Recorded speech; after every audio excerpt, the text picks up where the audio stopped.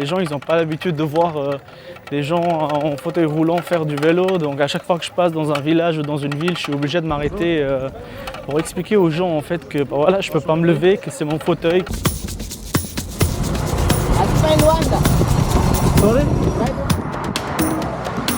Il est fort. Salut Nectar, moi c'est Shfan, j'ai 28 ans. J'ai commencé mon voyage Tour d'Afrique en fauteuil roulant il y a à peu près 7 mois.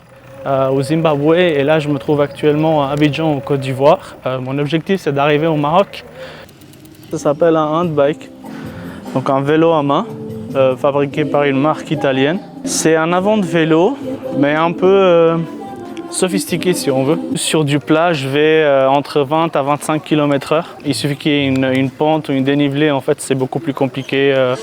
Dépend du dénivelé, je peux faire du 10 ou du 15 maximum. Je suis né en Irak. Durant l'invasion des Américains, il y a eu cette guerre civile en Irak où il y a eu par la suite des milliers d'enfants. Dans mon cas, en fait, moi j'ai marché sur une mine suite auquel j'ai perdu mes 2 jambes. Je suis arrivé en Suisse où j'ai demandé l'asile politique après un long périple. J'ai fait ma vie là-bas un peu, j'ai fait mes écoles, mon apprentissage et j'ai joué au basket semi-pro pendant 10 ans. Le fait de perdre un peu la flamme pour le basket qui m'a fait me dire ok, j'ai envie de faire un truc maintenant, pourquoi pas un voyage ou autre chose, et c'est de là qu'est venue l'idée de partir en Afrique. Je suis vraiment étonné de moi-même d'avoir tenu aussi longtemps et je suis si près du but entre guillemets parce que Marrakech c'était ma destination finale, donc je rencontre énormément de problèmes au niveau du fauteuil. Je ne sais pas si je vais y arriver, mais si ce n'est pas à vélo, ce sera en camion ou en voiture. C'est la première crevaison au Gabon.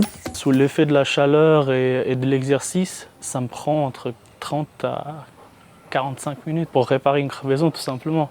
Un cycliste, hop, il descend du vélo, il change et c'est fini. Ça prend 10-15 minutes, mais moi je dois détacher le vélo, détacher la charrette. Les gens, ils n'ont pas l'habitude de voir des gens en fauteuil roulant faire du vélo. Donc à chaque fois que je passe dans un village ou dans une ville, je suis obligé de m'arrêter pour expliquer aux gens en fait que voilà, je ne peux pas me lever, que c'est mon fauteuil, que je fais ça à vélo.